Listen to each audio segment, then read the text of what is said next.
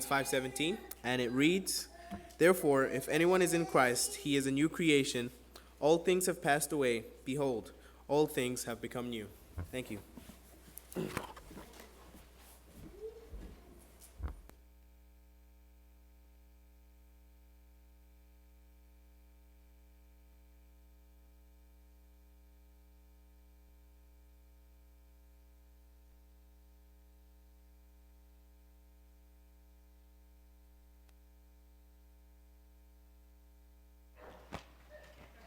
All right, so we're going to be starting a new sermon series that's going to go over the next month or so that's going to be called A Fresh Start. It's going to be looking at how can we, as Christians, have a fresh start and exactly what that means. Of course, that's going into a new year. What is the big thing that everybody likes to do? New Year's resolutions. We resolve to do things for about 2 weeks and then we stop, right? That's usually how a New Year's resolution works. If you want to buy new fitness equipment, you wait till February and you're going to get a bunch of stuff really cheap because everybody's already going to fall off the bandwagon and then you can just buy new stuff, right? That people barely use. Gyms are usually full on the first couple of weeks of January, so if you want to start a new gym membership, wait till about February because it's going to be full and packed of people that try to keep resolutions but they don't.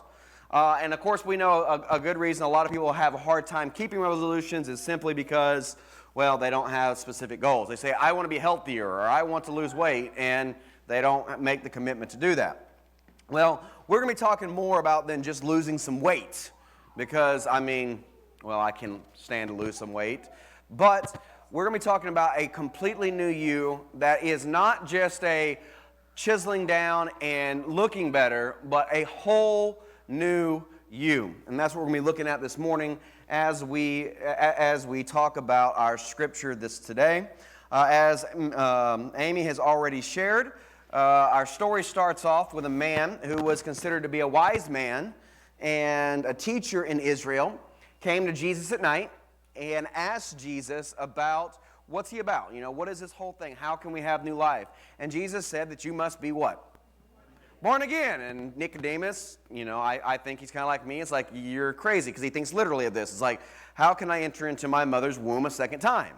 That would be uncomfortable for most of us, because I don't know about anybody else, but I am larger than my mother, right? And so that would not be a overly good thing to do.